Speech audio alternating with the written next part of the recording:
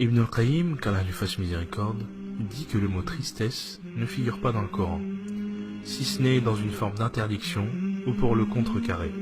Et la raison en est qu'il n'y a aucun avantage d'avoir de la tristesse dans le cœur. La chose la plus chère à Shaitan est de rendre l'esclave croyant triste en l'emmenant hors du chemin. Le prophète sallallahu alayhi wa sallam a cherché refuge contre la tristesse auprès d'Allah subhanahu wa ta'ala. Ibn al-Qayyim dit: la tristesse affaiblit le cœur et diminue la détermination et la volonté d'aller de l'avant. Il n'y a rien de plus aimé à Shaitan que la tristesse d'un croyant. Pour cette raison, soyez heureux, optimistes et pensez en bien d'Allah. Ayez confiance en ce qu'Allah subhanahu wa ta'ala est capable de faire et dépendez de lui. Vous trouverez le bonheur et le plaisir dans toutes les situations. Ibn al-Qayyim dit: ne gâchez pas votre bonheur avec le sentiment d'inquiétude et ne ruinez pas votre esprit avec le pessimisme. Ne gâchez pas votre succès avec la tromperie et ne ruinez pas l'optimisme des autres en le mettant à mal. Ne ruinez pas votre journée en remuant le passé.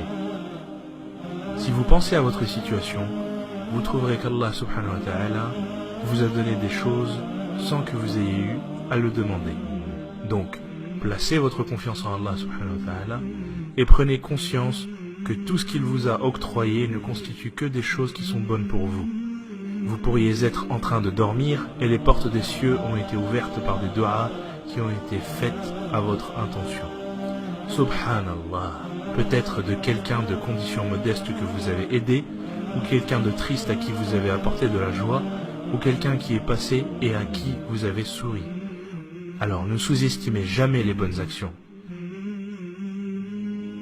Un des pieux prédécesseurs a dit: je fais des du'as à Allah subhanahu wa ta'ala pour quelque chose que je veux, et s'il me la donne, alors je suis heureux une fois, et s'il ne me la donne pas, alors je suis heureux 10 fois, parce que dans le premier cas, c'était mon choix, et le second était le choix de Dieu. Comme Saadi, puisse Allah avoir pitié de lui, a dit: la vie est courte, ne la raccourcissez pas avec les soucis, le chagrin et la tristesse. Alors soyez le gestionnaire d'un cœur qui respire le bonheur et la satisfaction. Puisse Allah subhanahu wa ta'ala faire de chacun de vos moments des moments de bonheur et qu'Allah nous pardonne tout. Amin.